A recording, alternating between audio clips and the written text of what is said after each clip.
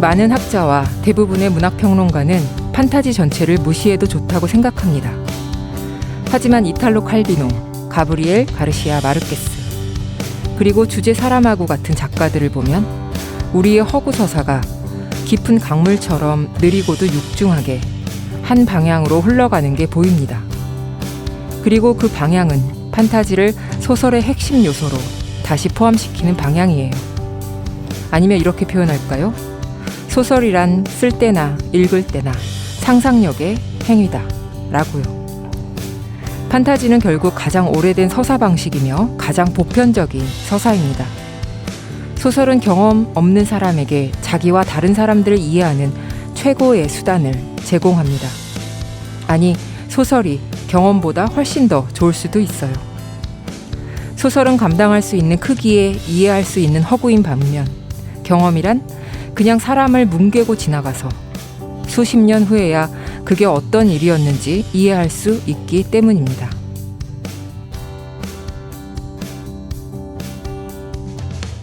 어슐러 르긴의 찾을 수 있다면 어떻게든 읽을 겁니다 중에서 일부를 읽어드렸습니다. 동식물로 변신하는 이야기, 우주가 배경이거나 먼 미래의 디스토피아를 그린 이야기, 좀비와 뱀파이어, 외계 종족과 로봇 군단들, 마녀와 마법사, 요정과 드래곤이 등장하는 무수한 모험담. 환상적인 이야기들을 읽을 때 허구라는 걸 알면서도 내 눈앞에서 벌어지는 일인 양 몰입하고 빠져듭니다. 그리고 알게 됩니다. 이 꿈 같은 장면들은 비록 지어낸 장면들일지라도 우리가 발 딛고 있는 세계를 반영하고 있다는 것을요. 사랑이나 고독, 외로움 같은 보편적인 인간의 마음을 들여다보고자 한다는 것을요. 여기는 문학라디오 문장의 소리입니다.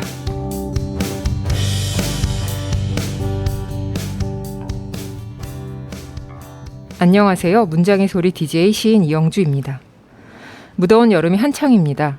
열대야 때문에 잠도 쉬이 찾아오지 않는 여름밤에는 찬물로 샤워를 한 뒤 시원한 음료를 마시면서 장르 소설 한 편 읽어보시는 건 어떨까요?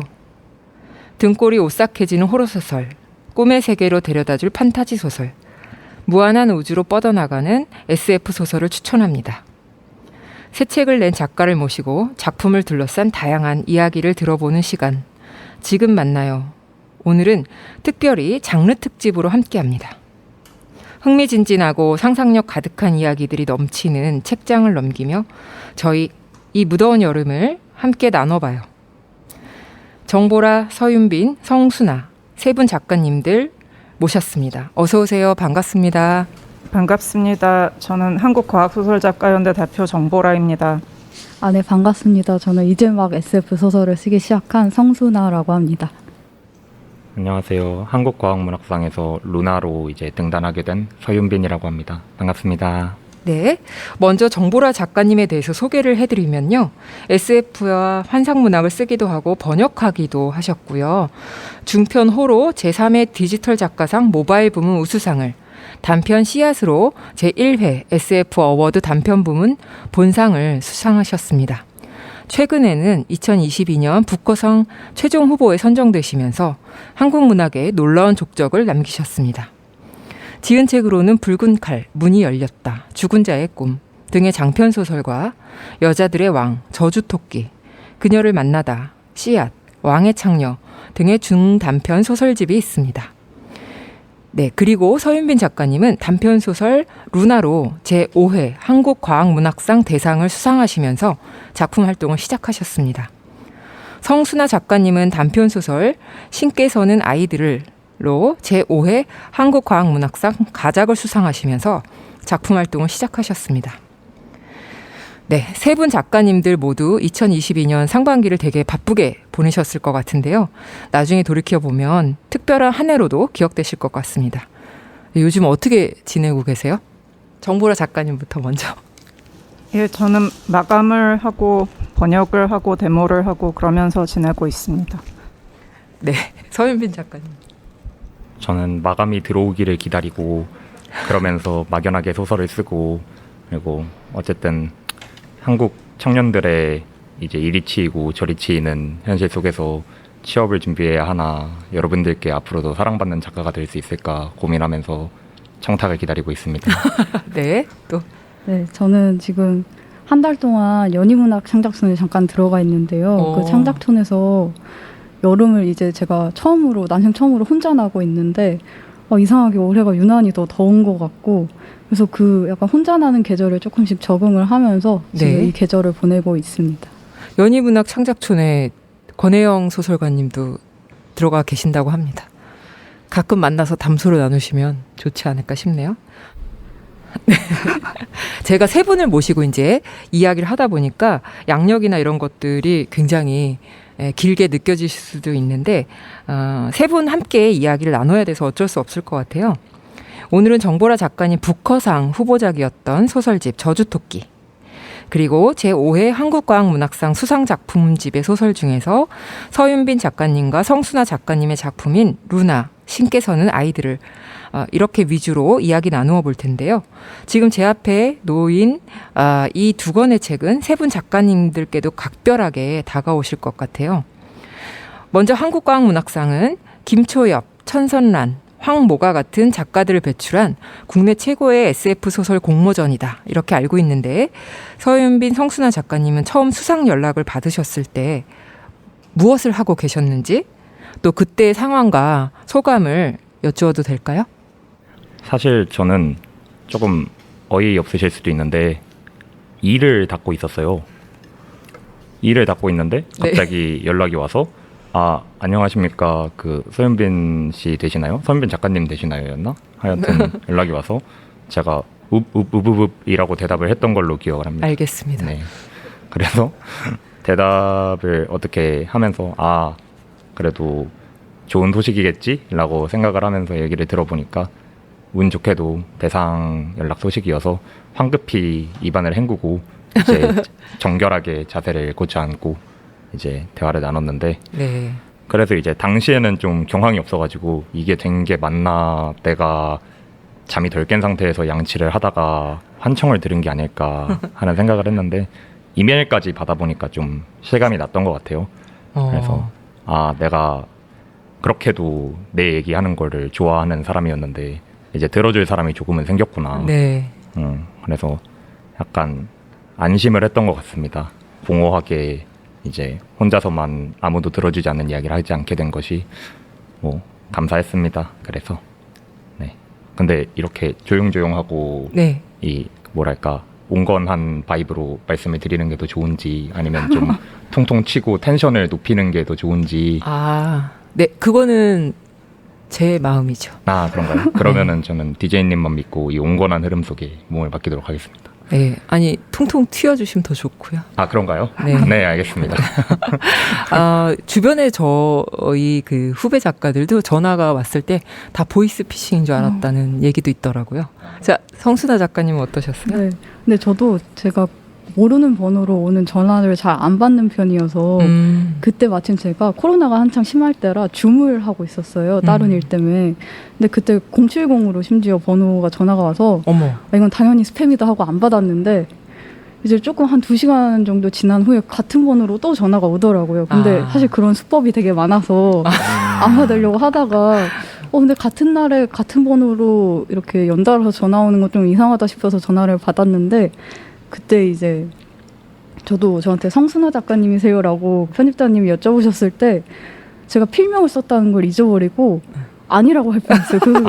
그래서 맨 처음에 그 순간 잠깐 침묵을 유지하다가 네 맞아요 하면서 이제 전화를 계속 연결을 했는데, 약간 그 전화를 받으면서 저한테 다시 새 이름이 생겼구나라는 거를 그때 다시금 깨달았던 것 같고, 그래서 저도 그 윤빈 작가님 말씀하신 대로 메일을 받고서야 그 사이에 혹시 취소되지 않을까라는 생각 계속 했었는데 메일을 받고서야 이제 확정이구나 하고 마음을 좀 놨던 것 같습니다. 네. 그 책을 출간하고 나서 받아보신 이후에는 마음이 어떠셨어요? 전 그 책을 제가 생각했던 것보다 진짜 빨리 나와서 편집자님들이 진짜 고생했겠구나라는 걸 일단 첫 번째로 제일 먼저 느꼈고, 그때 저희가 상자 가득 책이 왔었거든요. 근데 뭔가 제 이름이 들어간 책이 그렇게 상자 가득 있다는 그 시각적으로 보니까 그때 기분이 또 한 번 되게 묘했고 이제 정말 돌이킬 수 없다는 느낌이 제일 많이 들었고 그리고 이제 그 책에 실릴 저희가 프로필 사진을 따로 찍었었는데 그때 제가 엄청 긴장했었어요. 네. 정말 제가 보기 싫을 정도로 긴장을 했었는데 그래서 아 대체 이 사진 중에 뭐가 쓰일 수 있을까 못 쓰일 것 같은데 하고 사실 사진 먼저 확인을 했어요. 아 그래서 근데 다행히 그나마 좀 덜 긴장해 보이는 사진을 써주셔서 사진 보고 그제서야 좀 다시 한번 안심을 하고 이제 소설을 그 다음에 읽었던 것 같아요. 네. 어떠셨어요? 저도 제일 인상적이었던 건 사진이었던 것 같은데 사실 뭐 문학상이 됐든 소설집이 됐든 이렇게 사진을 크게 싣는 책이 많지 않잖아요. 근데 여기서 첫 페이지인가? 그 아마 처음 제목이 나오기 전에 저희 사진이 있을 거예요. 네. 그래서 크게, 이걸 보면서 네. 아, 있죠. 그 허블 출판사에 있어서 우리는 마치 그 6인조 혼성 아이돌 그룹 같은 거구나 라는 생각을 하면서 아 역시 이런 마인드로 해야 뭔가 재밌고 신기한 것도 나오고 하는 생각을 하면서 매우 부끄러웠지만 그렇게 합리화를 했고요. 네. 그리고 책이 나온 다음에는 두 가지 생각이 들었는데 첫 번째는 표지가 달라진다는 거를 알고 있었음에도 불구하고 표지가 막상 달라지고 보니까 제 1권에서 4권 옆에 뒀을 때 약간 느낌이 다른 거예요. 세우고 보면 높이도 좀 다르고 해가지고 새로운 장의 그 첫 번째 스타트를 끊는 것 같아서 네. 되게 막중한 책임감과 그럼에도 불구하고 나는 책임감을 느끼지만 그 사실을 아무도 모르겠지라는 생각 안에서 네. 약간 뭐랄까 되게 흥분됐지만 흥분됐다는 사실을 밝히면 약간 초라해지는 그런 기묘한 상황 속에 있었습니다. 네. 아니 왜요? 왜 초라해져요? 흥분할 때는 해도 될 것 같습니다. 근데 약간 그런 게 있잖아요. 나는 이제 세상을 다 가졌다라는 마인드로 이제 됐다. 네. 드디어 뭔가 됐다라고 네. 생각하지만 막상 이제 주변에서는 모르잖아요, 이걸. 그러면 이제 이걸 내가 흥분해서 말해야 되는데 달려주세요. 문장의 소리에 출연하셨으니까 네네. 다들 그 흥분됨을 짐작을 하셨을지 않을까 싶습니다. 서윤빈, 성순아 작가님 두 분 다 원래부터 SF 장르 소설 쪽에 관심이 있으셨나요? 아니면은 어쩌다가 이쪽으로 쓰게 되셨는지 혹은 좋아하다 보니까 하게 되었는지 그 계기가 궁금하거든요. 저부터 말하자면 제가 테드창 작가님의 지옥은 신의 부재라는 작품을 되게 좋아해요. 그래서 키워드 자체가 지옥이라는 게 막 형벌을 받고 막 이런 관점이 아니라 신이 없는 곳이 곧 지옥이다라는 컨셉 아래서 되게 흥미로운 이야기를 전개해가는 소설인데 원래부터 그런 식의 사고 실험적인 무언가라든지 아니면은 흔히 우리가 알레고리라고 말하죠. 독특한 세계를 만들어 놓고 그 세계를 통해서 이야기를 하는 그런 거를 되게 좋아했었는데 그래서 그런 거를 보다 보니까 처음에는 딱 SF를 해야겠다라는 생각을 하지 않고 시작했음에도 하다 보니까 SF적인 색깔이 되게 많이 들어가게 된 것 같아요. 결국에 우리 세대와 시대가 네. 과학을 떼고 말하기가 점점 어려운 시대가 되고 있으니까 네네. 이렇게 말하는 게 또 합당하지 않나라는 생각을 많이 했던 것 같습니다. 네. 또 성순아 작가님. 저도 어렸을 때부터 SF 영화나 SF 소설을 되게 좋아했는데 네. 약간 그 장르 문학이 갖고 있는 어떤 현실을 넘나드는 상상력이 청소년기에 되게 일탈을 경험할 수 있게 많이 해줬던 것 같아요. 그래서 청소년기에는 그게 SF다, 판타지다 이런 감각 없이 그냥 내가 좋아서 읽는 소설들이 대부분 그쪽이었고 그래서 그런가 이제 대학을 입학하고 나서도 어떤 순문학이나 장르문학 사이의 경계가 제 안에서는 되게 많이 흐렸어요. 네. 그 경계가 되게 쉽게 무너질 수 있고 많이 혼재되고 되게 넘나드는 게 생각보다 그렇게 어렵지 않겠구나라는 생각을 네. 갖고 있다가 제가 이제 N.K. 제미신이라는 작가랑 프렌 와일드라는 작가가 있는데 N.K. 제미신은 진짜 긴 소설을 쓰는 작가고 프렌 와일드는 제가 짧은 단편을 읽게 됐거든요. 근데 그 소설을 읽으면서 또 한 번 이게 어떤 뭐 장르 문학이나 어떤 순문학 이걸 떠나서 이 소설이 되게 좋은데 약간 좋은 걸 보면 사실 그런 걸 쓰고 싶다는 마음이 제일 먼저 들잖아요. 그래서 네. 이제 이렇게 좋은 소설을 나도 쓸 수 있지 않을까라는 그 약간 되게 가벼운 바램에서 시작을 해서 SF 소설을 약간 내가 어떤 과학 소설, 공상과학 소설을 쓴다 이런 감각보다는 내가 좋아하는 소설을 쓴다라는 마음으로 맨 처음에 시작을 했던 것 같아요. 네. 그 성순아 작가님 작품을 읽으면서 저도 약간 시 같다라는 느낌도 받았거든요. 네, 그래서 확실히 요즘에 그런 어떤 경계라고 하는 게 점점 무너지고 있지 않나 생각이 듭니다. 정보라 작가님께서는 저주토끼라는 책을 통해서 북커상 최종 후보작에 선정되셨죠. 축하드립니다. 감사합니다. 한국 문학, 한국 장르 문학의 놀라운 쾌거인 것 같은데요. 이 소설집은 2017년에 출간된 책이지만 5년이라는 시차를 두고 경사가 이제서야 벌어졌는데 작가님은 북커상 노미네이트 소식을 들으셨을 때 뭐하고 계셨는지 궁금합니다. 그때 기분 또 어떠셨을지. 네. 저는 러시아 대사관 앞에서 우크라이나 침공 반대하는 집회를 하고 있었고요. 와. 그래서 그때가 아직 봄이라서 저녁에 7시, 6시 이때 되게 추워서 가면 갈수록 더 추워져서 집회를 하면서 추워하다가 끝나고 나서 봤더니 부재중 전화도 있고 막 카톡도 와 있고 막 여기저기서 연락이 왔는데 너무 춥고 배고프고 집에 가고 싶었어요. 네.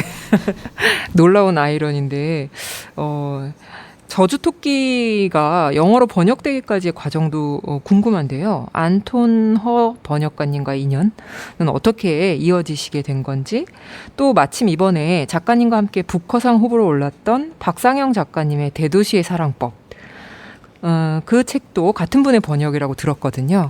번역가님하고는 어떤 인연이셨어요? 안톤 허 선생님이 그 최종 후보 오른 작품의 번역가 중에서 유일하게 백인이 아니었고 그리고 자신이 번역한 언어의 모국어 사용자로도 유일했어요. 그 사실을 먼저 강조하고 싶고요. 네. 도서전에 그냥 우연히 오셨어요. 그래서 그냥 우연히 저주토끼를 보고 그 자리에서 불쑥 이 책을 번역하고 싶다고 하셔서 예, 그래서 번역하시라고 말씀을 드렸는데 안톤 선생님이 집에 가는 길에 책 사진을 찍어서 트윗에다가 영어로 이 책을 번역할 허가를 얻었다 이렇게 올리셨는데 그 출판사 사장님이 그걸 보고 깜짝 놀라서 저한테 그걸 캡처해서 보내주시면서 이 사람 뭐냐고 그러셔서 사기꾼인가 막 이런 오해를 받으시고 예, 그랬습니다. 그러니까 작가분이 동의하시면 다 됐을 거라고 생각해서 올리셨는데 출판사에서는 잘 몰랐던 네. 소식이었나 봅니다. 정보라 작가님의 표제작 저주토끼를 살펴보면 저주용품을 만드는 할아버지가 토끼 전등에 얽힌 일화를 손주에게 말해주면서 이야기가 시작되는데요. 소설 속에서 언급됐던 남을 저주하면 무덤이 2개 라는 일본 속담처럼요. 할아버지가 남을 저주하며 생기는 어떤 비밀들이 뒤에 가서 밝혀지게 됩니다. 작가의 말에 보면 사필귀정, 권선징악, 복수를 완수한 뒤에도 세상은 여전히 쓸쓸하고 인간은 외롭다는 사실은 변하지 않는다 라고 적으셨는데 소설 속 내용과 긴밀하게 연결되는 작가의 말인 것 같기도 해요. 어떤 의미이실까요?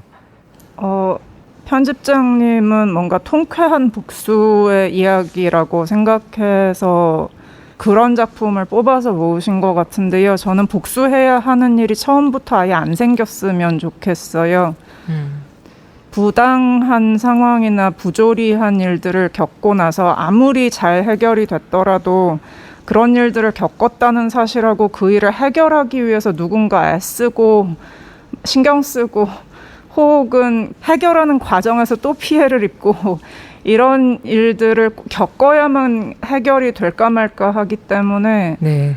그래서 예, 결국은 사는 거는 다 힘들고 그렇게 깔끔하고 깨끗하게 이렇게 복수만 딱 하고 시원하다 이렇게 그 상황에서 손을 떼는 일은 잘 없는 것 맞아요. 같아요. 네. 사실 저도 매일매일 복수를 꿈꾸지만 잘 안 되더라고요. 이번에는 서현빈 작가님의 루나라는 작품에 대해서 이야기 나눠보고 싶은데요.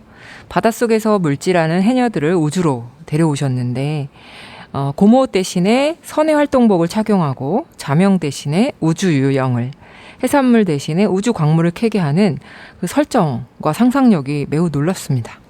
또 푸른 바다를 떠올리게 하는 우주의 장면들도 굉장히 아름다웠는데요. 작가님은 어떻게 해녀를 우주로 데려오실 생각을 하셨는지, 이 소설이 완성되는 과정이나 혹은 무엇이 단초가 되었는지 궁금해집니다.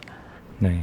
시작은 요즘 많은 일들이 그렇듯 소위 머스크형이라고 부르는 일론 머스크였는데요.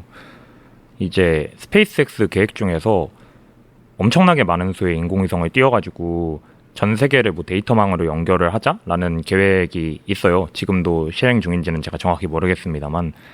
근데 그거를 들을 때 저는 약간 옛날부터 들었던 우주 쓰레기 얘기가 좀 떠올랐었고, 네. 그래서 쏘아 올리는 거 좋다, 인터넷 하는 거 좋다, 근데 지구 밖으로 나갈 수 없게 되면 어떡하지라는 생각이 좀 들었던 것 같아요. 그래서 여기에 만약에 갇혀 버린다면, 그리고 그 분이 또 열심히 하시는 것 중에 또 코인이 있잖아요. 근데 우리가 알던 세계와 지금의 세계는 너무 다르잖아요. 네. 옛날에 우리가 알고 있던 어떤 안정적인 삶이라든지 지구 안에 있어도 지금은 심지어 어떤 소위 말하는 이 상식적인 삶이라는 거가 점점 멀어지고 있는데, 네. 그 멀어지는 환경에 관한 생각, 그리고 그게 이제 집 안에 갇혀서 이제 뭐 줌으로만 소통하는 것처럼 지구 안에만 갇혀서 외부로 나갈 수 없게 되는 상황 같은 거랑도 약간 생각이 이어졌던 것 같아요. 그리고 그러면서도 이제 약간은 또 그분이 또 미국 사람이다 보니까 네. 미국 생각을 하게 되는데, 우리가 우주는 생각보다 서양에 되게 많이 점령된 이미지잖아요. 네. 우리가 우주선을 떠올린다든지 뭐 우주를 날아다니는 캐릭터들에 대해서 떠올리면 대부분은 우리가 떠올리는 캐릭터들의 어떤 그런 것들이 뭐 마블 쪽 캐릭터라든지 뭐 네. 스타워즈 계열의 스페이스 오페라라든지 네. 심지어 일본에서 만드는 뭐 건담 같은 만화들도 주인공이 서양인인 경우들이 있잖아요. 네. 그래서 약간 이쪽이 우리는 여기서 살지도 않는데 벌써 여기는 우리 밖의 땅이 되어 있네? 라는 생각을 좀 했던 것 같아요. 그래서 좀 가지고 들어오게 된 것도 있었고, 네. 그리고 사실 이미지 자체는 그거를 떠올리는 과정에서 무엇이 우리와 닮았을까를 생각하면서 자연스럽게 나왔던 것 같기는 합니다. 그만큼 우리 해녀 선생님들의 이미지로서의 힘이 강하다는 것이겠지요. 와, 근데 지구 바깥의 어떤 영역에 대해서도 이미 서양 세계가 점령하고 있다라는 생각을 하셨다는 것도 저는 되게 놀라운 지점 중에 하나인 것 같은데요. 이제 성순아 작가님 신께서는 아이들을 이쪽으로 화제로 옮겨볼까 하는데요. 소설 속 화자인 나는 피안의 세계이자 사면이 바다인 어떤 섬에서 반려견과 함께 살고 있습니다. 이 섬으로는 아이들이 주기적으로 파도에 떠밀려 오는데요. 아이들은 다시 태어나거나 또는 태어나지 않을 선택을 내리기 전까지 섬에서 이들과 함께 지내게 됩니다. 화자와 개는 아이들의 섬 생활을 돕는 역할로 나옵니다. 소설을 감싼 분위기가 굉장히 신비롭고 환상적인데 종교적인 면도 있었던 것 같습니다. 소설의 제목을 김현 시인의 시 제목에서 따오셨다고 했는데 이 소설을 처음에 어떻게 구상하게 되셨는지 궁금합니다. 저는 일단 맨 처음에 들었던 생각은 너무 많은 아동 청소년이 자신의 의사와는 상관없이 목숨을 잃었다는 생각이 몇 해 전부터 계속 들었는데, 저희가 이제 코로나19가 한 번 더 터지면서 아동학대가 굉장히 많이 드러났잖아요. 그래서 그 시간을 지나면서 그냥 아동 청소년의 의사만으로 움직이는 세계가 있다면 좋겠다, 그런 단편적인 생각이 들었는데 그게 또 소설로 옮겨갔던 것 같아요. 그러니까 그들이 원하지 않으면 그 세계 자체가 소멸될 정도로 그들의 목소리가 제일 큰 세계를 그려보고 싶었고, 근데 동시에 그 당시에 제가 믿음에 대한 의문을 갖고 있었는데 네. 이게 어떤 신앙적인 믿음이 아니라 그냥 어떤 대상이 되었든 그 대상을 의심하지 않고 그 대상을 볼 수 있을까라는 그 질문과 동시에 네. 그런 마음을 이제 더는 못 갖겠다라는 그런 약간 되게 부정적인 생각을 그때 많이 했었는데, 네. 그 다양한 생각들이 많이 약간 섞여서 소설 속에 들어갔던 것 같아요. 그리고 이제 김현 시인의 시집 호시절이 그때 제 책꽂이에 꽂혀 있었는데 네. 제가 시집을 읽기 전에 일단 전 시인들이 제목을 너무 잘 지으신다고 생각을 하거든요. 그래서 일단 그 시집을 읽기 전에 차례부터 이렇게 살펴보는데 그 신께서는 아이들을이라는 제목이 제일 먼저 눈에 들어왔어요. 그래서 제가 제목을 아직 짓기 전이었는데 그 소설에 내가 생각하는 것보다 더 잘 맞는 제목이 이거보다 있을까라는 생각이 들어서 그 시를 읽기도 전에 제목부터 먼저 이걸로 정하자 하고 제목을 그때 너무 제가 감히 차용을 했고 김현 시인님께는 감사하면서도 약간 죄송한 마음이 늘 들어요. 아, 저도 그 작가님 소설 중에 아이들이 탄생을 선택하는 그 장면이 매우 인상적이었어요. 저도 약간 공감을 했던 게 늘 내가 탄생을 선택할 수 있었으면 얼마나 좋았을까. 그 생각을 평생 하고 살았던 것 같거든요. 네. 김현 시인은 굉장히 좋아하실 겁니다. 네, 세 분 작가님들은 서로의 소설 읽어보셨죠? 읽으셨다면 어떻게 감상하셨는지 여쭤봐도 될까요? 민망할 수도 있겠지만. 네. 정보라 작가님부터 먼저 말씀해 주시면 좋을 것 같습니다. 두 소설 다 루나하고 신께서는 아이들하고 양쪽 다 소재가 특이했고요. 그러면서 지구가 아닌 공간에서 주인공이 뭔가 자신의 기원이나 근원에 대해서 탐구하는 이야기가 나오고 그런 근원이나 기원에 대한 의문이 결말에서는 약간은 해결이 된다고 하면 스포일러일 것 같아서 말하지 않겠어요. 예. 그런 면에서 공통점이 있어서 이번 과학문학상 수상작품집의 주제는 바다인가 그런 생각도 좀 했는데요. 그러면서 그 문체가 완전히 다르고 그리고 그 독특한 리듬들이 있고 특히 그 서윤빈 작가님 작품은 그러니까 잡녀가 주인공이라서 이렇게 그 잡녀들의 일상을 너무 아무렇지 않게 정말 존재하는 직업인 것처럼 묘사를 하셔서 그게 굉장히 좋았어요. 성순아 작가님 작품에선 전 개가 제일 좋았어요. 강아지 좋아요. 강아지. 네. 네. 저도 강아지 참 좋아합니다. 일단 저는 아쉽게도 책이 두 권으로 나눠져 있어서 따로따로 말씀을 드려야 될 것 같은데 저주토끼는 읽으면서 잘 읽히는 찝찝함이라는 생각을 했어요.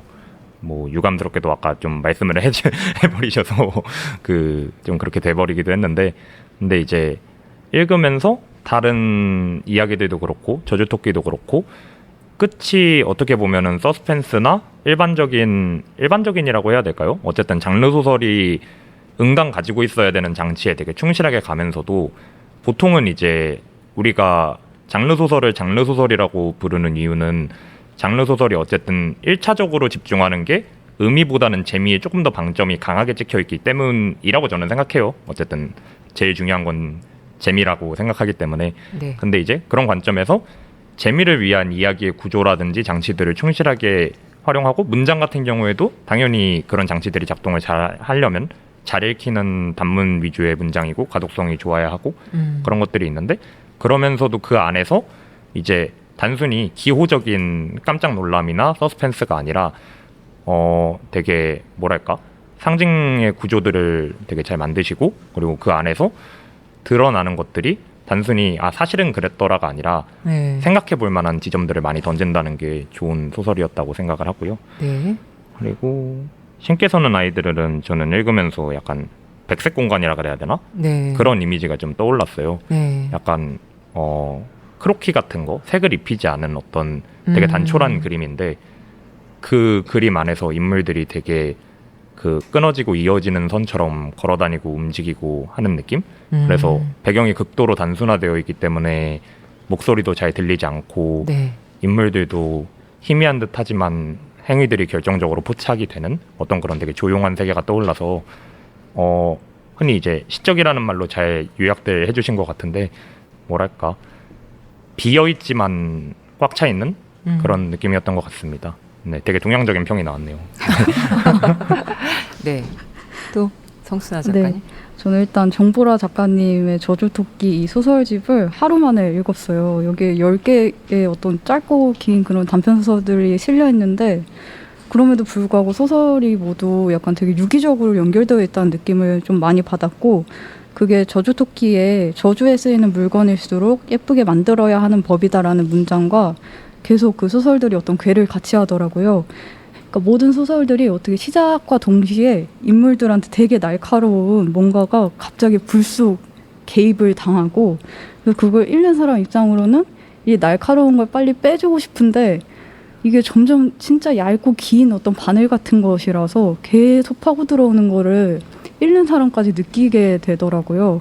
그게 나중에는 어느새 약간 저까지 관통해 있는 느낌이 많이 들었고, 그래서 그런가 소설이 끝나고 나면 강렬한데도 되게 쓸쓸했던 것 같아요. 뭔가 약간 작은 구멍이 저한테 뚫고 지나간 느낌이 계속 남아서, 그래서 이 소설들은 다 그렇게 강렬하고 약간 쓸쓸하게 읽었고, 그리고 이제 서윤빈 작가님의 루나는 이 소설을 읽을 때 제가 그 무기력하고 좀 가라앉아 있었어요. 그러니까 읽기 전에. 근데 읽고 나니까 기분이 완전히 밝은 쪽으로 바뀌어 있더라고요. 근데 분명 아까랑 같은 자리에서 같은 자세로 한 30분 정도 보낸 건데도 제가 뭐 드라이브를 갔다 온 것처럼 엄청 멀리 갔다 온 느낌이 들어서, 그래서 이게 어떻게 보면 SF가 할 수 있는 그 일상의 환기가 이런 거구나라는 걸 많이 느꼈고, 그리고 이제 물질하는 해녀가 우주산업과 연결될 거라고는 상상을 못 해봤는데 네. 그게 어떻게 그렇게 아기가 딱 들어왔더라고요. 어떤 구체적으로. 네. 그래서 그 부분도 굉장히 많이 놀라면서 읽었던 것 같아요. 그래서 특히 전 생전 처음 들어보는 단어였는데 포스필라이트라는 그 광물을 캐는, 근데 처음 들어보는데도 머릿속에 상상이 되더라고요. 그걸 캐는 장면이. 그래서 어떤 되게 난 처음 먹어보는 맛이라고 생각했는데 아는 맛이다라는 그 느낌이 SF의 재미겠구나 하면서 읽었던 것 같아요. 네. 세 분 작가님들이 서로의 작품에 대해서 말씀을 해주셨는데요. 한 분 한 분 또 이야기를 더 해볼까 합니다. 정보라 작가님의 작품집에는 총 10편의 수록작이 있는데요. 마술적 사실주의, 호러, 판타지, 잔혹동화, SF 등등 여러 가지 장르를 결합시키고 넘나들면서 장르의 경계를 허무는 이야기들이 특징적이었습니다. 이 중에서도 굳이 작가님이 최애 작품을 꼽는다면 여쭤봐도 될지 궁금하네요. 저는 다 재미있게 읽었는데 작가님은 어떠셨을까요? 안녕 내 사랑이 제가 수업을 하던 시절에 학생들하고 얘기하다가 이런 주제로 소설을 쓰면 좋겠다 싶어서 쓴 거라서요. 네. 2016년 1학기 SF 수업에 제가 내는 기말 에세이 같은 그 얘기라서 그래서 그 얘기를 좋아해요. 아, 작가님과의 어쨌든 친연성 같은 게 굉장히 있을 것 같은 느낌이 듭니다. 서윤빈 작가님과 성순아 작가님은 어떠셨어요? 정보라 작가님 작품 중에서 읽으면서 특별히 더 좋았던 최애 작품? 정보라 작가님 막 안 돼 이렇게 행동을 하시는데 사실 영화든 소설이든 음악이든 최애 하나를 뽑으라는 건 되게 어려운 질문인 것 같아요. 네. 그래서 저도 몇 년 전에는 그렇게 많이 물어보다가 제일 최근에 제일 재밌게 본 게 무엇이냐라고 물어보거든요. 네. 그러면 이제 옛날에 봤던 훌륭한 것들을 다 빼고 근래에 봤던 것 중에서 좋은 거 하나만 얘기하면 되잖아요. 네. 그런 의미에서 저는 이 소설을 뒤에서부터 읽었기 때문에 저주토끼가 가장 좋았습니다. 네. 마지막에 읽어서. 현명한 대답이십니다. 또 성순아 작가님. 저도 저주토끼가 제일 오래 마음에 남았거든요. 네. 근데 약간 이야기 자체도 되게 흥미롭고 강렬한데, 그러니까 생각하면 할수록 이 할아버지나 나라는 인물이 저한테는 작가로 보이더라고요. 이게 그러니까 이야기를 만드는 것도 어떻게 보면 한 사람의 인생에 갑자기 개입을 해서 임의로 시작과 끝을 설정을 하고 그걸 다듬어가는 일인데, 그게 할아버지나 이 나가 이어받아서 하는 그 일과 굉장히 맞닿아 있다고 느꼈고, 마지막에 죽어도 완전히 죽지도 못하고 어떤 물건에 묶여서 같은 이야기를 반복하는 그 인물이 제 네. 눈에는 그냥 작가로 보여서 이야기를 만드는 건 진짜 잘 해야겠구나. 왜냐면 그 이야기가 끝나도 인물들은 남고 그 이야기가 다른 이들한테도 많이 퍼져나가기 때문에 진짜 잘 만들어야 되는 일이구나라고 혼자 되게 성찰을 많이 했습니다. 이 소설 읽고 나서. 네. 저도 저주 토끼 얘기 나와서 그런데 되게 좋았는데 다 좋았지만 이 양조장 그 서사가 또 굉장히 생생해서 저는 되게 인상적이었던 것 같아요. 정보라 작가님은 또 어떠셨을까요? 두 분의 작품이나 한국과학문학상 수상작품집에 실린 다른 분들의 작품을 읽으면서 두드러지게 눈길이 갔던 부분이 있으셨거나 아니면 한국 SF 씬의 흐름이나 경향성 이런 것들 한번 말씀해 주실 수 있을까요? 그게요, 말하고 싶은데요. 제가 가장 마음에 들었던 부분이 두 분 작품 다 결말이었는데 네. 결말을 얘기하면 안 되기 때문에 말하고 싶은데 말할 수 없어서 계속 고민을 하고 있었지만 말하면 안 될 것 같아요. 여러분 다들 제 5회 한국과학문학상 수상작품집을 읽으세요. 저는 결말을 얘기하지 않겠어요. 근데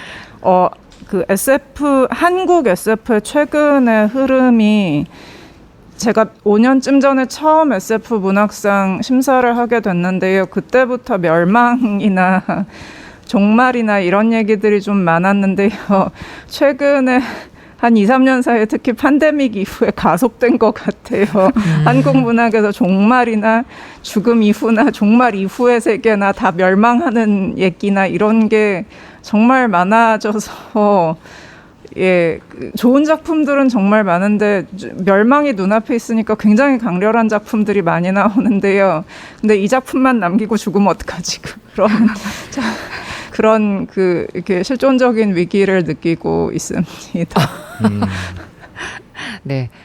아무래도 팬데믹 이후에 이 상상력이 굉장히 사실은 예술 전반에 퍼져 있어가지고 그 말씀 듣고 보니까 저도 되게 많이 쓰는 것 같아요. 그러니까 이제 이런 것들이 결국 좀 더 앞으로 나아가야 할 텐데 하는 생각도 듭니다. 저는 세 분의 작품을 동시에 읽으면서 장르적인 특징 외에도 인물들이 처한 상황이나 내용 면에서 비슷한 구석을 조금씩 발견했는데요. 서윤빈 작가님, 성순아 작가님 두 분 작품과 정보라 작가님의 수록작 바람과 모래의 지배자 속의 인물들이 어떤 삶을 살 것인지 고민하고 선택해야 하는 기로에 놓여 있습니다. 마찬가지로 정보라 작가님의 수록작 흉터에서 어떻게 이곳에 오게 되었는지도 모르고 어리둥절한 마음으로 자기 앞에 놓인 삶을 그저 반복하는 사람이 등장하거든요.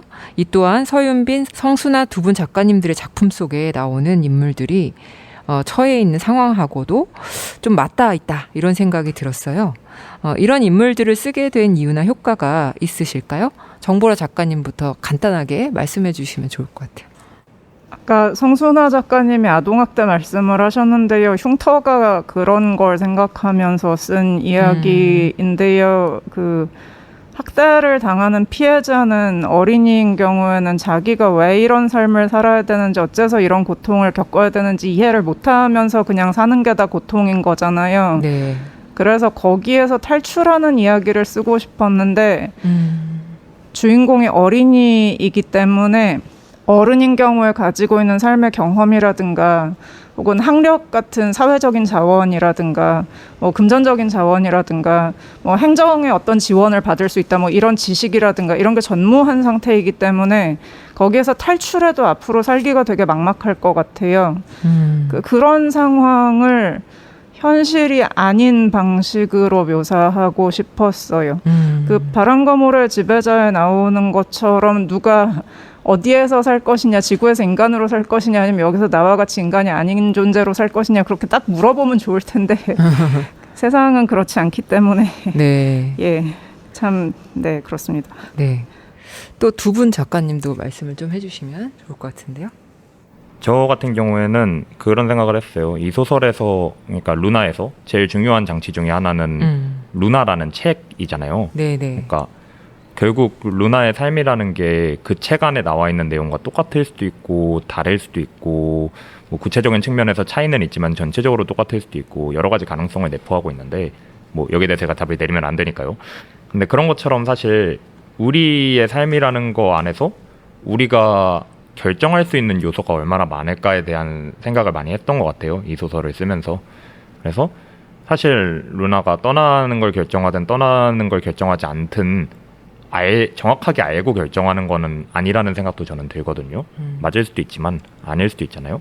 이곳에서의 삶을 알고 있다고 생각하지만 자기가 느끼는 것 이상의 이곳에서의 삶이 있는 거고, 그리고 알 수 있지만 알지 않기를 선택할 수도 있는 거고, 그리고 약간 좀 과학적으로 넘어가자면 어쨌든 세계라는 건 좀 거시적으로는 결정론적이지만 세부적으로 가변적이라고 생각하거든요. 네. 뭔 말이냐면 이제 큰 틀에서의 물리학, 고전 물리학은 어쨌든 원인의 운동을 다 알고 있으면 결과를 예측할 수 있어요.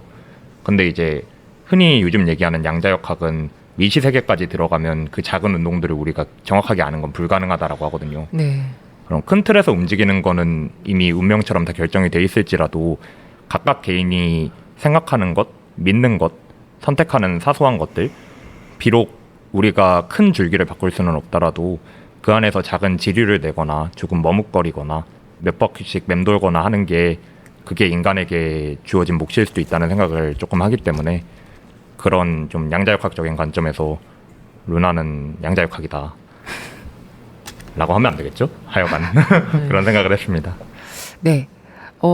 궁금한 게 되게 많아졌지만 성순아 작가님 답변 먼저 듣고 넘어가도록 하겠습니다. 저도 아까 말씀드렸던 대로 이거 쓸 때 당시에 아동학대 얘기도 있었지만 그냥 저 스스로한테 제일 큰 질문은 믿음이 뭘까였고 뭔가를 믿으려면 대체 앞으로 뭘 어떻게 해나가고 어떻게 살아야 되지라는 생각을 되게 많이 했었는데 그거에 대해서 너무 오래 생각을 하다 보니까 일단 저를 믿을 수가 없더라고요. 근데 그게 약간 뭔가를 아무것도 믿지 않는 상태가 결국엔 자아가 없는 상태다라는 생각이 자꾸 들어서 이 인물에는 어떻게 보면 제가 그때 했던 고민들이 조금 많이 들어갔던 것 같고 그래서 어떤 개인적인 기억 없이 같은 삶을 계속 반복하는 인물이 그 다음으로 넘어가는 과정이 그 당시에 제가 쓰고 싶은 인물이기도 했고 동시에 저한테 필요했던 과정이어서 그 인물이 그렇게 자연스럽게 좀 흘러갔던 것 같아요. 네. 그 서인빈 작가님 전공이 여쭤봐도 되나요? 저는 공학을 전공하고 있습니다. 네, 그러시군요. 역시. 네. 이런 건 약간 돌발 질문일 수도 있는데요. 서로의 소설 속 상황을 한번 바꿔보고 작가님들이라면 어떻게 할지 궁금한데 스포일러가 조금 생길 수 있는 질문일 수도 있을까요? 예를 들어서 정보라 작가님이 우주해녀라면 서인빈 작가님이 반려동물과 함께 섬에 갇히고 만다면 성순아 작가님네 집 화장실 변기 속에서 어느 날 머리가 하나 튀어나와서 어머니 하고 부른다면 이런 돌발 질문 괜찮으신가요? 그냥 가볍게 생각하고 먼저 말씀해 주시면 어떨까요? 역시 이제 먼저 말하면 먼저 매를 맞게 되는 법인데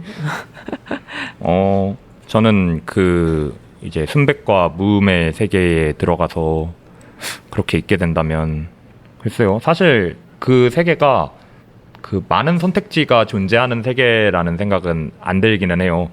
이 어떻게 보면 되게 외통수적인 상황 안에서 내가 어떻게 이 감정을 마주하고 그리고 이 안에서 어떻게 생각을 하고에 좀 더 가까운 세계라고 생각은 하는데 그럼에도 불구하고 소설 내 묘사를 보면 그 바다에 들어갈 때 몸이 굳는다고 하잖아요. 그래서 바다에 들어가면 이제 큰일이 나는 그 초반에 나오는 묘사니까 여기까지 얘기해도 되겠죠? 큰일이 나는 그런 이제 세계관을 가지고 있는데 저는 이제 그걸 할 것 같아요. 조금 더 먼 바다로 나가기 위해서 훈련을 할 것 같아요. 그래서 조금씩 네. 조금씩 나아가서 이 내 바다에서 어디까지 나아갈 수 있는가 네. 신이 정한 내 한계는 어디이고 그리고 이 섬과 이 바다의 정체는 무엇인가 굉장히 공학자 같네요. 하여간 네. 근데 그런 생각을 조금 할 것 같고 왜냐면 소설 안에서 보면은 들어가면 안 된다고는 하지만 들어갔을 때 바로 이제 막 그 굳어가지고 못 움직이는 그런 거는 아닌 것 같더라고요. 그러면 약간 실험을 해봤을 것 같아요. 왜냐면 아이들 떠내려가는 것도 구해야 되고 네. 그리고 또 혹시 모르잖아요.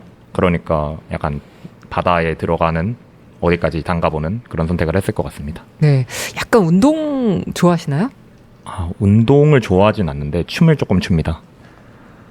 예상치 못한 답변이셨어요. 네, 성순아 작가님은 어떠셨어요? 저는 일단 변기에서 머리가 나오는 것도 큰일인데 그 머리가 저를 어머니라고 부르는 그 호칭이 저한테 되게 크게 오더라고요. 이게 네. 뭐 언니야 아니면 뭐 야 이렇게 부르면 좀 달랐을 것 같은데 걔가 저를 어머니라고 부른다면 제가 제가 일란성 쌍둥이거든요. 그래서 일단 그 친구를 저 대신 세워놓고 저는 이모로서의 소임을 다하겠습니다. 어머니까지는 제가 못할 것 같고 이모 이모로서는. 정도라면 네, 그 네. 머리를 좀 잘 지켜볼 수 있을 것 같아요.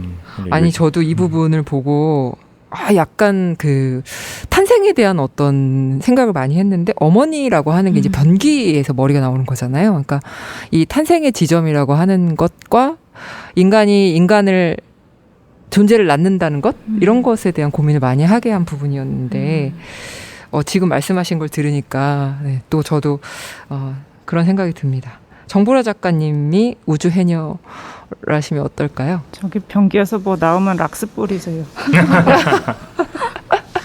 저는 제가 루나 속의 해녀였으면 그냥 시험 안 보고 하급 해녀로 그냥 길고 가늘게 짧은 명줄을 즐기며 그냥 안정적으로 살았을 것 같아요.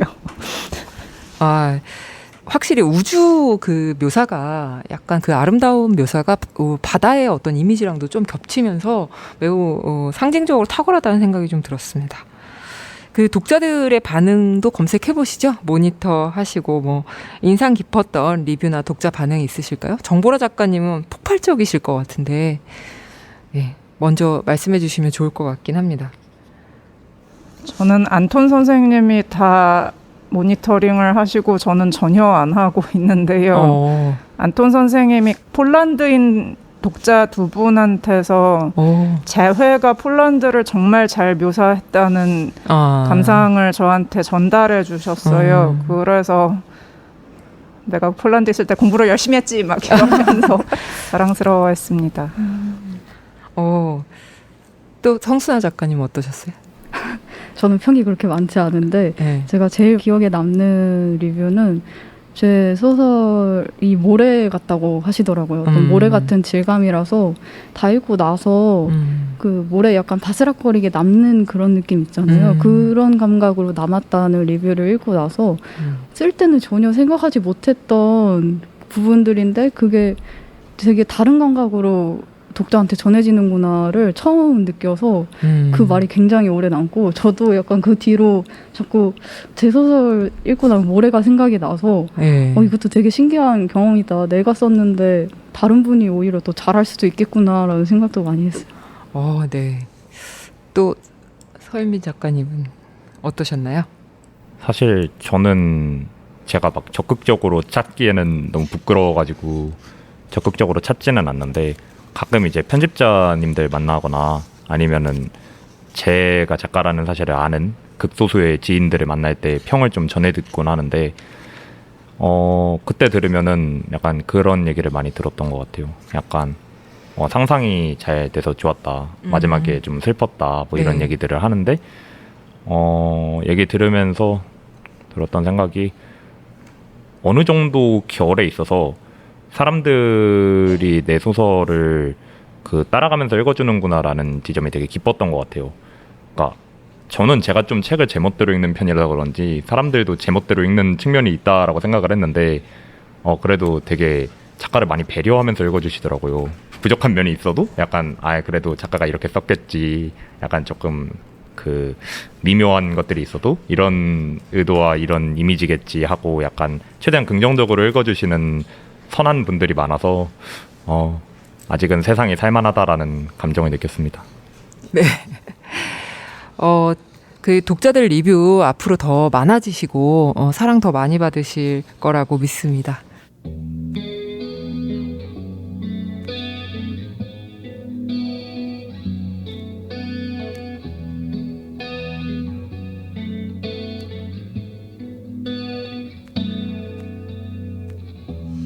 우리 나란히 누워 은하수를 바라보면서 그댄 말이 없네요. 무슨 생각하고 있는지 돌아오지 않을 나를 추억하나요?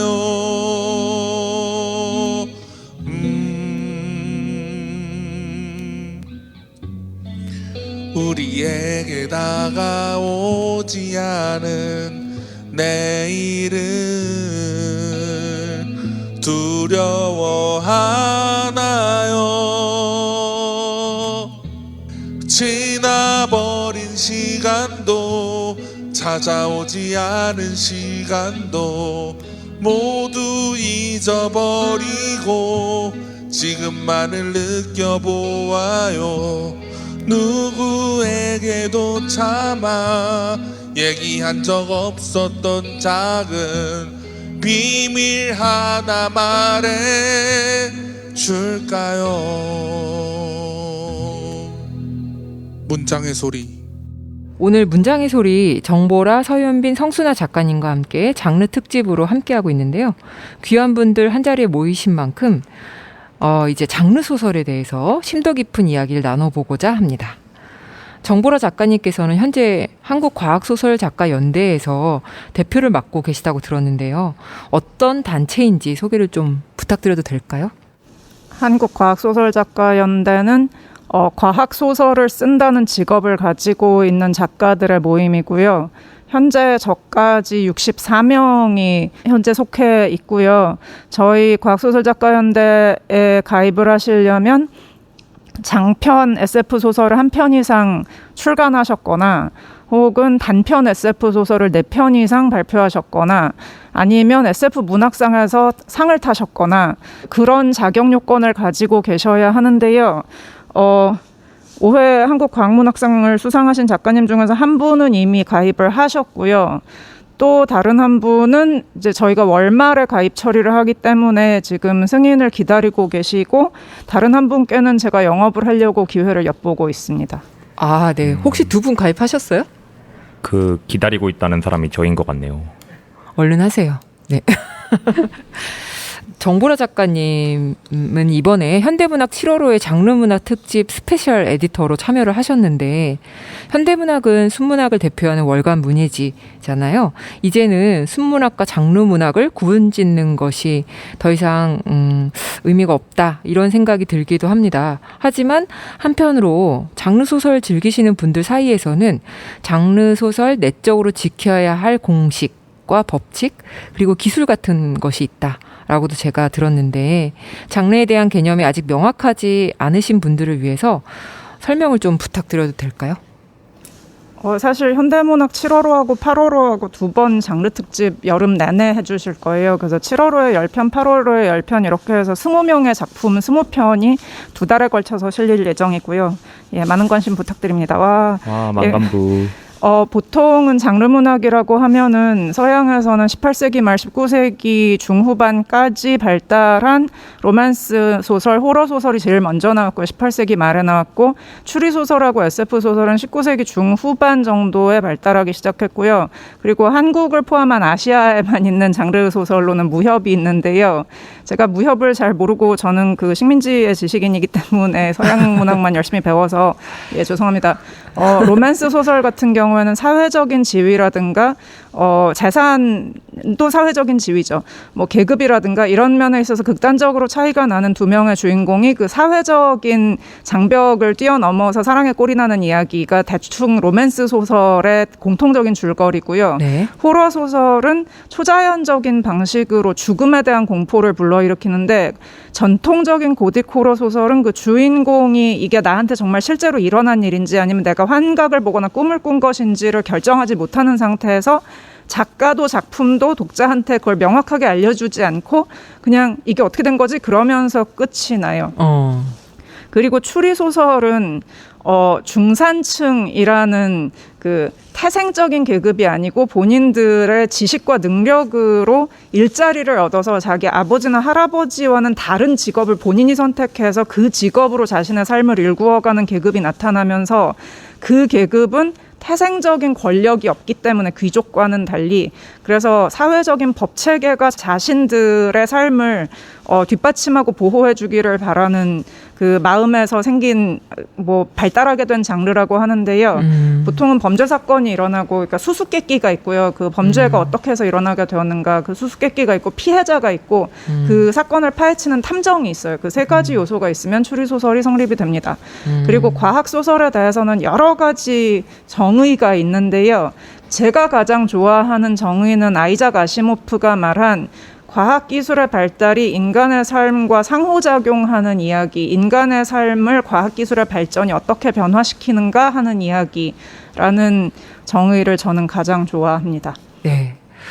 지금 거의 수 한 번 안 쉬시고 정리를 일목요연하게 너무 잘해주셨는데 요즘에는 장르의 경계가 혼재되거나 허물어지는 소설들이 많아지는 추세인데 이게 판타지인가 무협인가 SF인가 이렇게 하나의 카테고리로 분류하기 어려운 작품들도 많은 것 같아요. 소설의 외연을 확장하기 위해 소재나 설정 면에서 SF나 장르적 요소만 차용하는 경우도 있습니다. 이런 경우에는 예전만 하더라도 SF 독자들 사이에서 엄하게 꾸짖김을 당했다 이렇게 표현할 수도 있을 것 같은데 이건 SF가 아니다라고 독자들이 이제 이렇게 알려주시는데 이것에 대해서 모두 어떻게 생각하시는지 궁금합니다. 저 같은 경우에는 그랬던 것 같아요. 사실 이제 말씀해주신 것들이 흔히 게임에서 말하는 팔레트 수합 같은 거잖아요. 캐릭터는 똑같은데 디자인이나 색깔만 바꾼다고 해서 다른 캐릭터가 되는 것은 사실 아니죠. 그래서 좋은 예시로 들 수 있는 게 차가운 방정식인 것 같은데 유명한 소설이죠. 그 이제 간이 비행선 안에 이제 한 명만 타야 되는데 그 무고한 여자아이가 오빠를 보고 싶다는 마음으로 숨어들었고 무사히 착륙하고 그 보급 물자를 전달해서 사람들이 다 살기 위해서는 소녀가 죽을 수밖에 없는 그런 이제 딜레마라고 할까요? 아이러니라고 할까요? 그런 걸 그린 소설이 있는데 그런 것처럼 저는 SF적 요소, SF적 소설을 결정하는 가장 중요한 요소는 SF로서 들어간 요소가 이 소설의 현실적인 선택지들과 질문의 핵심적인 요소에 들어가 있어야 된다고 생각을 해요.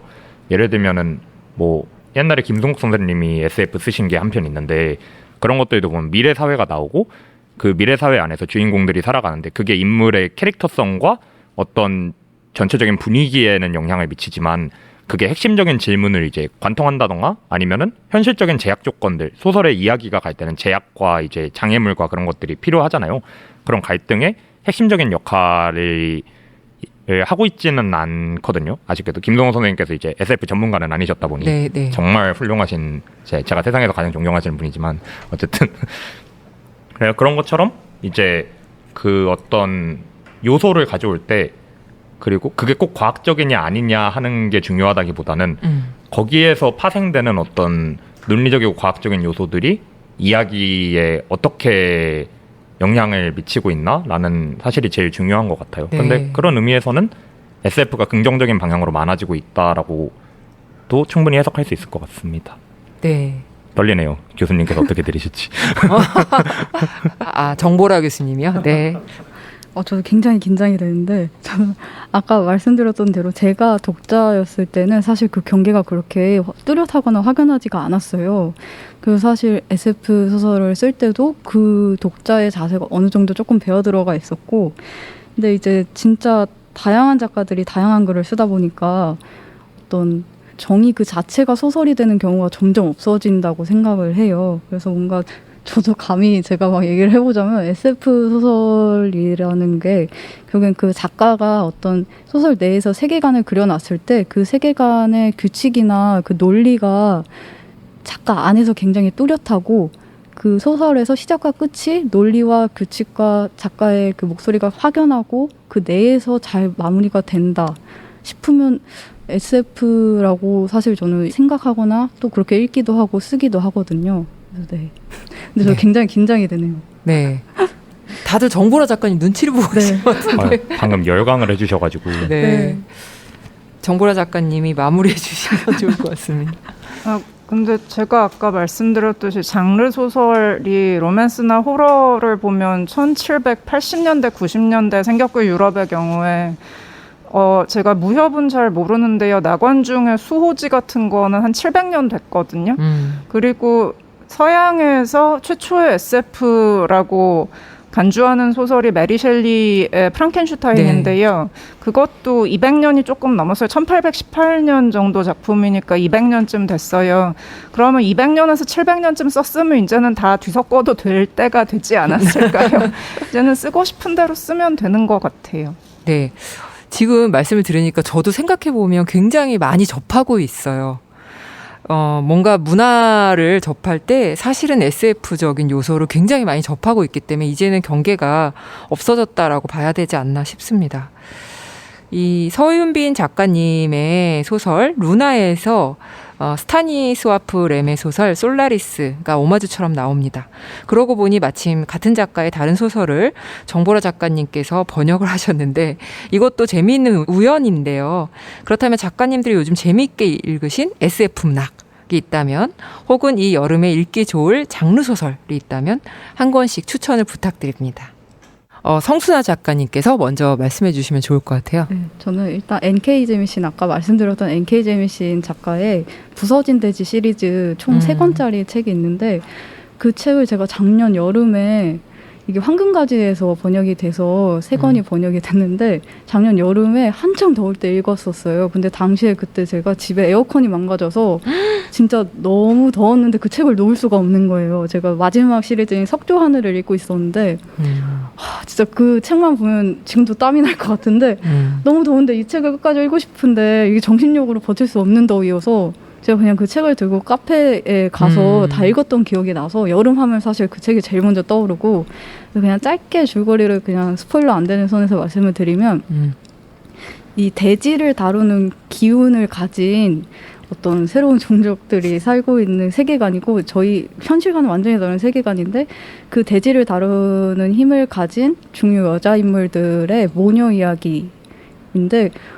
그냥 읽으면서는 사실 이게 완전 다른 이야기를 하고 있기 때문에 그리고 용어도 굉장히 다르고 이 작가가 만들어낸 용어들도 굉장히 많은데 그게 저는 사실 되게 현실과 붙어 있다고 생각을 했거든요. 어떤 인종 문제 아니면 어떤 차별 배제 이런 것도 굉장히 재미까지 넣어서 잘 설명하고 있고 그리고 결국엔 그게 사랑에 대해서 썼다라는 작가의 말을 읽고는 그게 또 한 번 어떤 SF나 장르나 이런 걸 다 떠나서 어떤 그 층위들이 되게 하나로 착착 모여지는 느낌이 들어서 그 3권 다 길지만 꼭 한번 읽어보셨으면 좋겠는 시리즈입니다. 네. 저도 막 받아 적었어요. 나중에 읽어보려고. 네. 또 서윤빈 작가님 마지막에 하실 건가요? 아니요, 중간에 하겠습니다. 네. 네, 정지돈 작가님의 이제 스크롤인데 네. 사실 SF야라는 장르 하나에 포섭하기엔 되게 많은 요소들이 들어가 있다고 생각해요. 어떻게 보면은 메타버스가 나오는 게 SF인가 아닌가는 저는 중요한 질문이라고 생각하거든요. 왜냐면 요즘에 너무 많이 쓰이고 있기 때문에 사실 그 메타버스 비관론자들은 옛날에 바람의 나라가 SF 아니었냐라는 말도 많이 하고 계셔서 이게 이 미래의 기술과 인간에 대한 뭐 어떤 그런 건가? 라고 하면은 또 되게 미래를 얘기하고 있지만 현실적인 소설이라는 생각이 들기도 해요.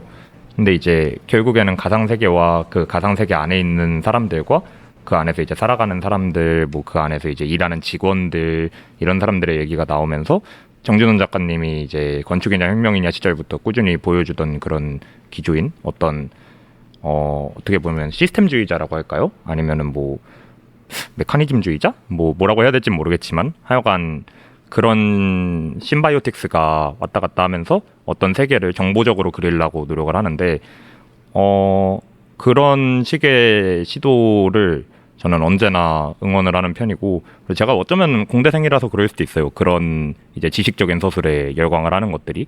그래서 옛날부터 파운데이션 같은 것도 좋아하고 그랬었는데 어쨌든 그런 세계를 어쨌든 이제 계속 크로스오버가 주제고 하다 보니까 이제 안 그래도 좋아하던 작가님의 책이 나와서 읽었는데 이게 막 엄청 과학적이고 엄청 SF다라는 생각이 들진 않지만 그래도 저희 장르라고 해야 될까요? 어쨌든 다양한 소설의 다양한 가능성 그리고 어떤 새로운 교차점이라는 의미에서 요즘 근래 읽었던 가장 인상 깊은 소설 중에 하나였던 것 같습니다. 네, 또 정보라 작가님 한 권만 추천해야 돼요? 아니요, 여러 권 해주셔도 됩니다. 예, 일단은 그 제5회 한국과학문학상 수상작품집을 맞아요. 예, 추천하고 싶고요. 근데 농담이 아니고 지금 현재 한국 SF의 흐름을 한눈에 보고 싶으시면 가장 최근에 한국과학문학상 수상작품집부터 시작해서 거꾸로 올라가시면 될 것 같고요.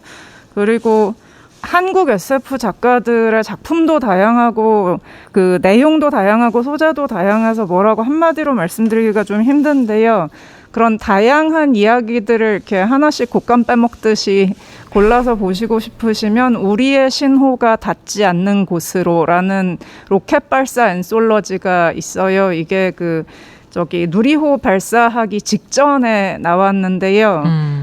로켓 발사와 우주 계획에 대해서 굉장히 진지하고 철학적인 소설부터 정권 바뀌고 나서 로켓 개발 회사가 망하는 얘기까지 정말 여러 가지 작품들이 많이 있어서 되게 재밌고요. 그리고 여름에 읽기 좋은 장르 소설은 그 이성탄 작가님의 단 한 명의 조문객이라는 SF 추리 소설이 있는데요. 네. 이성탄 작가님이 법의학 전문가이시거든요. 그래서 이게 살인 사건을 그 CSI처럼 이렇게 법의학 기술을 사용해서 추적하는 이야기인데 근데 거기에 굉장히 깊은 그 특히 유전공학을 중심으로 하는 굉장히 깊은 과학 기술이 현실적으로 묘사돼 있어요. 아주 특이한 소설이에요. 네. 지금 전반적으로 어떻게 보면은 이 SF 소설 입문자들에게 되게 도움이 될 만한 앤솔로지 중심으로 먼저 소개를 해주셨고, 그 다음에 이제 인상적인 작품 단 한 명의 조문객도 추천해 주셨습니다. 자, 이번에는 내가 가장 사랑하는 문장들, 작가의 목소리로 작품에서 가장 사랑하는 문장을 듣는 시간인데요.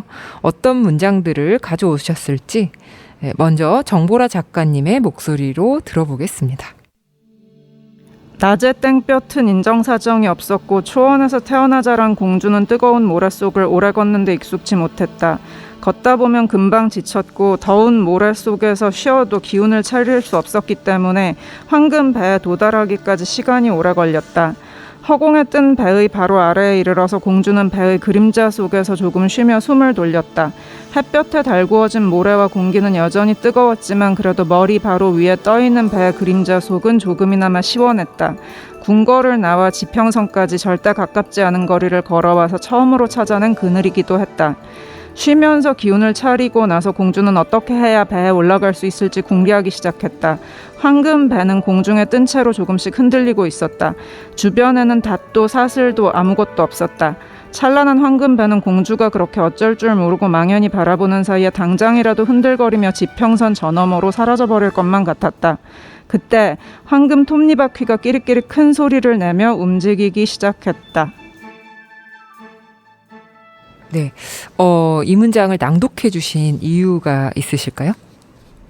저는 제 문장을 특별히 사랑하지 않기 때문에 그냥 낮에 땡볕이 인정사정 없다고 해서 왠지 어울리는 것 같아서 읽었습니다. 아, 네. 재밌는 답변이셨습니다. 네, 또 이어서 서윤빛 작가님의 낭독을 들어보도록 하겠습니다. 나는 바다에 가본 적이 없다. 가장 오래된 기억까지 되짚어봐도 나는 언제나 산모 안에 있었다. 할망들이 배경처럼 깔린 지구를 가리키며 파란 게 바다라고 말해줘도 바다가 나오는 영상을 보아도 도무지 실감이 나지 않았다. 물이 구형으로 둥둥 떠다니거나 용기 안에 있지 않고 넓고 깊이 웅덩이져 있다니, 물이 밀려와서 발을 간지리고 사라진다니, 그건 도대체 어떤 느낌일까? 그런 생각에 빠져들던 시기가 있었다. 그때 딱 한 번 바다가 나오는 꿈을 꾸었다. 하늘은 잿빛이었다. 동기들도 할망도 없이 오직 바다와 나뿐이었다. 나는 처음 보는 가랑이 없는 옷을 입고 검은 바다 앞에 서 있었다. 발목 높이의 파도가 밀려왔다가 나가기를 반복했다. 그러나 발에 물이 닿는 감각은 느껴지지 않았다. 겪어본 적 없는 일이어서 그랬을까? 바다를 처음 보면 신이 날 줄 알았는데 의외로 가슴을 채우고 있는 건 먹먹함이었다. 멀리 수평선이 봉긋했고 어디선가 휘파람 소리가 들려왔다. 시간의 흐름은 거의 느껴지지 않았다. 나는 하늘을 가득 메운 별을 보고서야 밤이 되었다는 걸 알았다. 하늘에는 맑은 별이, 검은 바다 위에는 부드럽게 떨리는 별이 있었다. 위아래로 우주가 넘실거렸다. 나는 나지막이 중얼거렸다. 엄마, 엄마. 네, 이 문장을 골라서 낭독해 주신 이유가 있으실까요? 저는 사실 문장이나 그런 거에 쫀쫀함을 좀 추구를 하는 편이거든요. 네. 그래서 사실 좀 많은 문장들이 상황적인 맥락이라든지 앞뒤에 문장이나 문맥이 없으면 온전히 느끼고 이해하기 어려운 문장들이 좀 많이 있다고 생각을 해서 네. 어느 부분이 제일 독립적으로 존재할 수 있을까를 찾다가 그래도 여기는 들었을 때 다른 맥락이 상대적으로 적어도 그냥 편하게 들을 수 있겠다라는 생각이 들어서 이 부분을 읽었습니다. 네. 네, 이어서 성순아 작가님 낭독 부탁드릴게요. 내가 아이들의 오두막에서 막 나오는데 뒤에서 컹 하고 짖는 소리가 들린다. 개가 빨간 열매를 물고 수풀에서 걸어 나온다. 나는 허리를 숙여 개와 눈을 맞춘다. 개가 입술을 움직여 말한다. 손 내밀어봐. 내가 손을 내밀자 개가 입 안에서 빨간 열매를 후두두 쏟아낸다. 드디어 열렸어. 네가 제일 좋아하는 열매. 순간 입 안에 군침이 돌고 나는 자괴감을 느낀다. 개는 그러지 말라는 듯 컹 하고 웃는다. 나는 개에게 고맙다는 말을 전하고 외투 주머니에 열매를 털어넣는다. 어제까지만 해도 열매가 전혀 열리지 않아 풀만 뜯어먹고 지냈는데 아이들이 오자마자 열매가 한아름 열렸다. 나는 수평선에 떠오른 해를 가리킨다. 개가 붉은 해를 마주보자 그 맑은 눈에도 붉은 원이 떠오른다. 우리는 그 자리에 가만히 앉아 해가 천천히 떠오르는 것을 지켜본다. 네, 이 문장을 선택해 주신 이유가 궁금합니다. 사실 이 문단이 사실 중요한 문단은 아닌데 제가 이 소설을 쓸 때 개를 생각할 때 네. 제가 키웠던 반려견을 상상하면서 썼거든요. 그래서 네.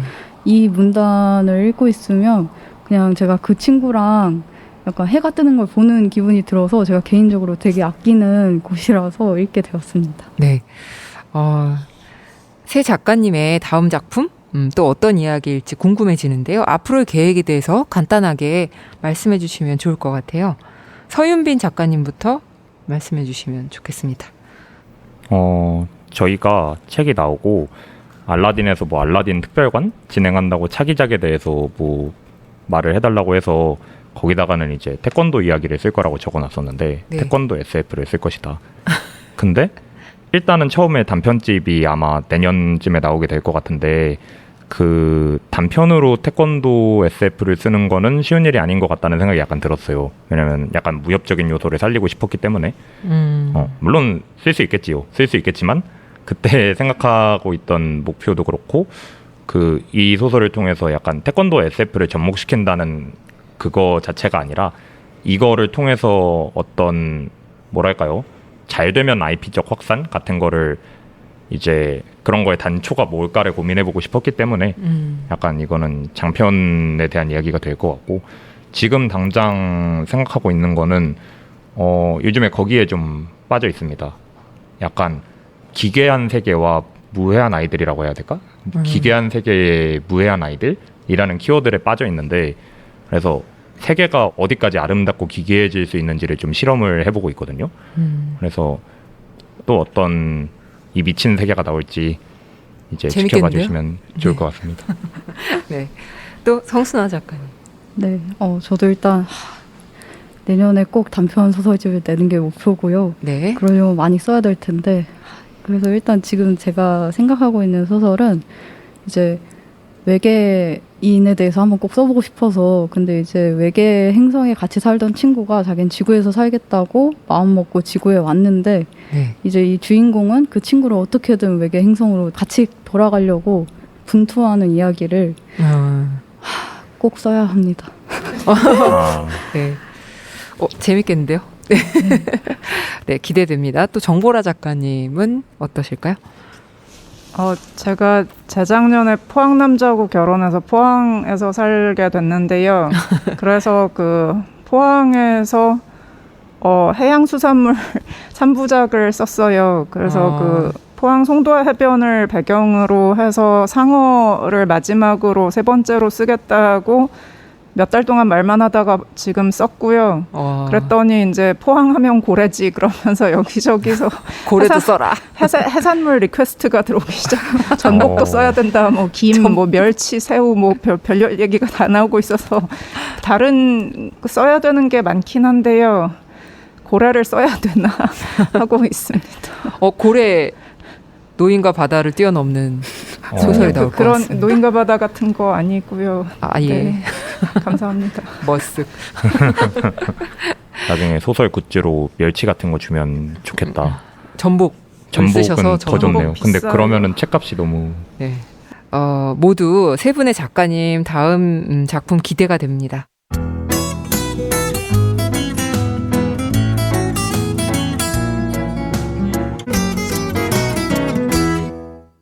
마지막 코너는 바로 마이 페이보릿입니다. 작가들이 최근 꽂힌 음악, 감동받은 영화부터 새로 발견한 맛집까지 작가님이 요즘 푹 빠져 계시는 것에 대해 독자분들과 함께 이야기 나눠보는 코너 속 코너입니다. 정보라, 서윤빈, 성순아 작가님이 요즘 푹 빠져 있는 것은 무엇일까요? 정보라 작가님부터 말씀해 주시면 좋을 것 같아요. 제가 스타니스와프 램 작품을 번역하고 있고요. 내년까지 계속 번역을 해야 되는데요. 제가 번역하고 있어서 또 있지만 진짜 재밌어요. 정말 재밌어요. 진짜 재밌는데 독자 입장에선 너무너무 재밌는데 제가 지금 하고 있는 작품이 유난히 코믹한 작품이라서 말장난도 많고 신조어도 많고 이렇게 베베 꼬아놓은 문장들도 있고 그래서 번역하기는 굉장히 힘든 편이에요. 그래서 고민하면서 이렇게 재밌는데 이거를 어떻게 해야 전달할 수 있을까 머리를 싸매고 있습니다. 네. 와, 역시 또 작품에 빠져 계시는군요. 네. 또 성순아 작가님 먼저. 네. 근데 제가 진짜 신기했던 게 그러니까 이런 사전 지식 전혀 없이 요즘 제가 솔라리스를 얼마 전에 도서관에서 우연히 발견하고 읽기 시작했는데 대본에도 그렇고 이제 작가님이 그 작가의 작품을 번역하고 있다는 것도 나중에 알게 됐거든요. 네. 그래서 저 혼자 되게 신기했었어요. 어떻게 이렇게 타이밍이. 네, 그래서 일단 그건 다른 얘기고 제가 지금 아까 말씀드렸던 대로 이제 한 달간 연희동에 있는데 그 근처에 맛있는 빵집이 되게 많더라고요. 네. 근데 원래 제가 빵을 좋아하기도 하는데 거기에 이제 피카노라는 원래는 타르트를 파는 집인데 요일마다 좀 특이한 스콘이 나오는데 토요일마다 초당 옥수수 스콘이 나오고 있어요. 근데 제가 저번 주 토요일에는 그걸 놓쳐가지고 이번 주는 어떻게든 그걸 사야겠다고 마음 먹고 있고 그리고 권혜영 작가님이랑 같이 가세요. 진짜 맛있다고. 저도 연희동 근처에 사는데. 네, 그래요? 네. 그래서 근데 주민들이 굉장히 다들 열의가 있으신지 굉장히 빨리 매진이 되더라고요. 그래서 이번 주는 그 스콘을 꼭 사는 게 지금 제가 가진 어떤 작은 목표입니다. 네, 저도 좋아합니다. 네, 또 서윤빈 작가님은? 사실 아까 이 얘기를 정말 하고 싶었지만 장르 소설이라서 얘기를 못한 게 하나 있었는데 제가 요즘 헤어질 결심 보는 거에 빠져 있습니다. 이렇게 말하면 되게 이상하지만 어쨌든 탕영희 누님의 하늘을 뚫을 것 같은 연기력과 그리고 우리 또 위대하신 박찬욱 감독님 그 카메라 쓰시는 게 날이 갈수록 미장센부터 이 영화 구도며 표현력까지 점점 장난이 아니더라고요. 이번에는 원래도 많은 시도를 하시는 분이었지만 이번에도 특히 보면서 와 이거는 진짜 어떤 한편의 게임을 보는 것처럼 만들면서도 어떤 동양화 같기도 하고 우리 뭐 너무 옛날에 배워서 기억이 안 나는데 수묵화라고 하죠. 우리나라 막 전통 그림 같은 거 보면 원근법을 조작을 했다기보다는 절대론적으로 그려가지고 안과 밖에 막 구별이 안 가게 그리고 막 그런 걸 하잖아요.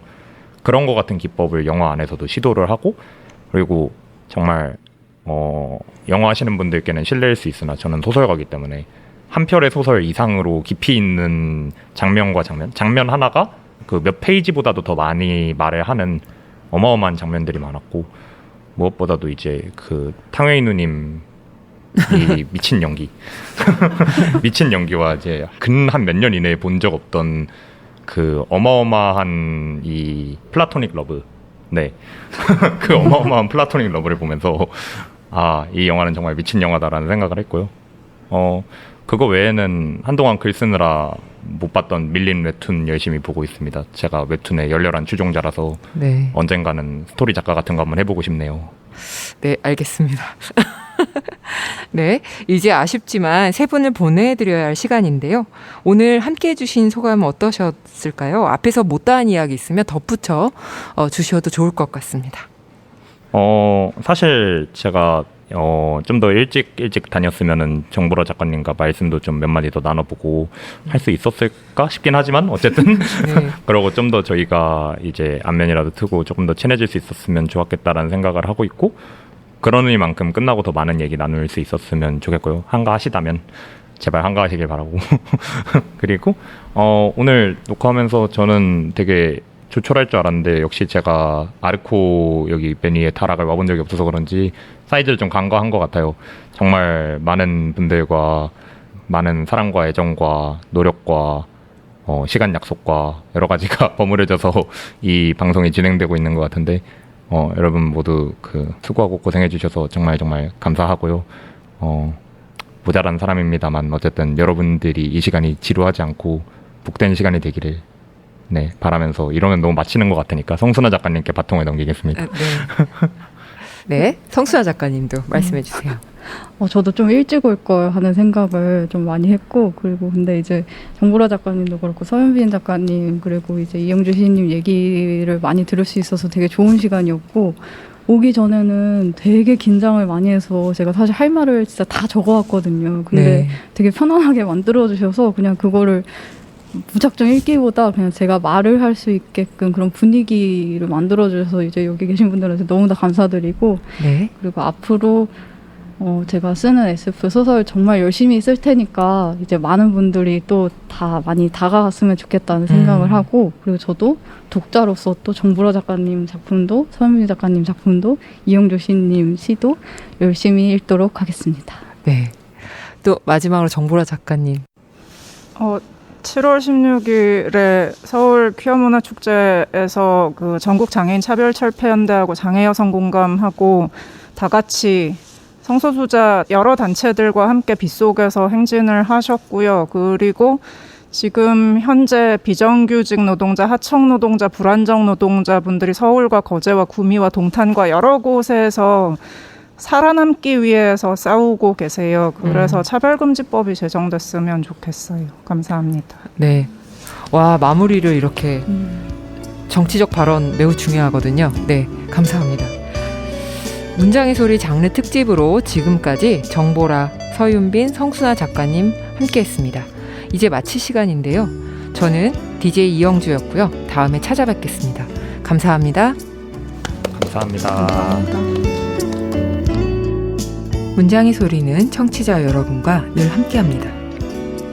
3분 책 광고는 누구나 책을 홍보하고 알릴 수 있는 코너입니다. 신간을 낸 작가, 편집자, 그리고 독자분들의 많은 참여 바랍니다. 다시 읽어요는 시간이 흘러도 여전히 울림을 주는 책들을 다시 소개하는 코너입니다. 함께 나누고 싶은 책이 있다면 문장의 소리 게시판에 사연을 남겨주세요. 다양한 선물이 기다리고 있습니다. 문학광장 인스타그램과 페이스북 페이지에 이번 방송과 관련된 퀴즈가 업로드됩니다. 정답을 맞춰주시는 분들께도 문장의 소리와 함께하는 협찬사의 다양한 상품 보내드립니다. 퀴즈 정답자와 함께 문장의 소리 게시판, 유튜브, 네이버 오디오 클립, 팟빵, 팟캐스트에 댓글을 남겨주시는 청취자분들께도 다양한 상품 보내드립니다. 나의 첫 번째 약국 위드팜에서 프로바이오틱스를, W부티 컴퍼니에서 리다이치 헤어 트리트먼트 에센스를, 대학로 우리술 공간 두두에서 전통주를, BHC에서 치킨 상품권을, 자연의 벗 바이오버스에서 친환경 생활용품을 드립니다. 많이 참여해주세요. 지금까지 연출 김보, 구성작가 권혜영, 최지은, 저는 DJ 이영주였습니다. 우리 그럼 수요일에 또 만나요. 우리만의 문장의 소리로.